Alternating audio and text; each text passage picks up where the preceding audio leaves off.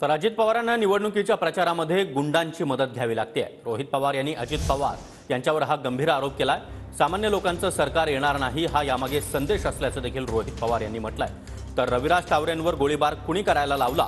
रोहित पवार हा स्वतःच एक गुंड आहे अशा शब्दांमध्ये अमोल मिटकरी यांनी रोहित पवारांवर जोरदार टीका केली आहे।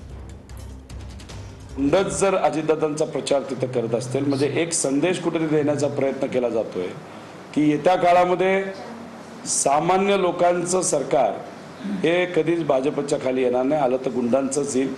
गुंडांचं साम्राज्य हे खूप मोठ्या प्रमाणात वाढेल। त्यामुळे लोकांना विनंती करतो की तुम्ही मतदान करत असताना हा विचार करावा, आपल्याला सामान्य लोकांचं सरकार आणायचंय का या गुंडांचं सरकार आणायचंय। आज जर गुंडच प्रचार भाजपचा आणि भाजपच्या मित्र पक्षाचा करत असतील त्याचा अर्थ गुंडांना वरदास्त आज सत्तेत असणाऱ्या लोकांचा आहे।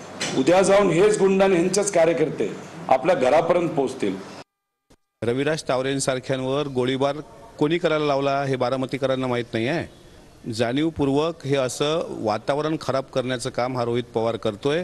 रोहित पवार मी सांगतोय तो स्वतःच एक गुंड आहे। थोड्या वेळात मी सुद्धा ट्विटने याचं उत्तर देणार की याच्यासोबत कोण कोण गुंडे फिरतायत आणि हा बारामतीमध्ये काय चाळे करतोय ते।